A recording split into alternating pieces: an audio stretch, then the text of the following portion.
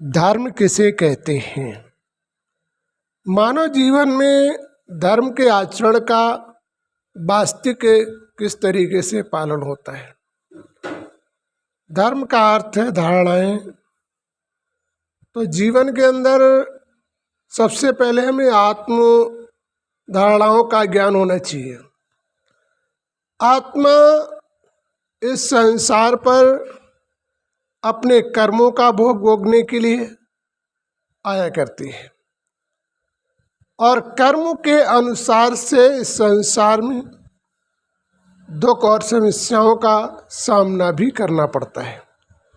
इन समस्याओं से बचने के लिए वो जो है भगवान की शरण में जाता है। अब भगवान की शरण में जाने के लिए भी कुछ नियम होते हैं, क्योंकि भगवान तो अंतर की आत्मा की पुकार को सुनता है और अंतर मन की दर्पण जब तक शुद्ध नहीं होगा, जब तक आंतरिक भावना का सही परिवर्तन नहीं होगा, तब तक वो परमात्मा के करीब नहीं पहुंच पाता है। परमात्मा दिल की आवाज़ को सुनता है और दिल की आवाज़ के लिए हमें करना क्या है? जैसे भगवान के दरवाजे के लिए मैं चला तो हमारा मन सांसारिक वस्तुओं में नहीं होना चाहिए, या मार्ग में वैभव व्यवस्थाएं आती हैं उस तरफ हमारा आकर्षण नहीं होना चाहिए।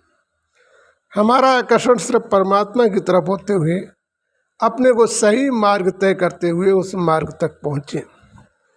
और जब हम सही मार्ग तय करके वहाँ तक पहुँचेंगे, तभी पहुँचने के बाद भी हमें भगवान के दरवाजे पर सच्ची भावना और सच्ची लगन से जो तुम अर्पण करना चाहे प्रसाद, तो उसे सच्चे दिल से अर्पण करे, कभी फेंक के न चढ़ाए।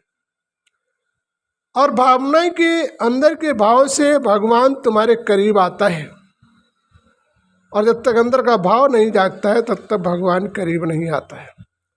आत्मदर्पण के लिए आत्म परमात्मा की ज्योति में लीन रहने के लिए विचारों को दूर करना अनिवार्य है। और जिस समय भगवान की याद करते हैं उस समय हमें किसी की याद नहीं होनी चाहिए। भगवान को प्रसाद और व्यवस्थाओं से भी खुश नहीं किया जा सकता है जब तक तुम्हारा आत्मदर्पण परमात्मा के लिए सच्चे मन से नहीं होगा। प्रसाद तो हमारी एक भावना है, भगवान को चढ़ाते हैं। इसके बाद हमारे जीवन का कुछ नियम होते हैं भगवान को खुश करने के लिए, जैसे नशीले पदार्थ, मांसाहारी चीज़ों का प्रयोग न करना, क्योंकि ये मंदिर साफ नहीं होगा तो भगवान करीब नहीं आएगा। तो परमात्मा कहता मंदिर को साफ करो। शरीर रूपी मंदिर जब साफ होगा तभी भगवान के पास जाने से आपको लाभ मिलेगा। और जैसे कि प्याज लहसुन क्यों मना करते हैं कि वास्तविक अपना बच्चा यदि कोई भोजन या कोई प्रसाद बाहर का ज़्यादा चीज़ें खाता है तो बीमार हो जाता है। इसी प्रकार से परमात्मा के तुम बच्चे हो, तुम्हें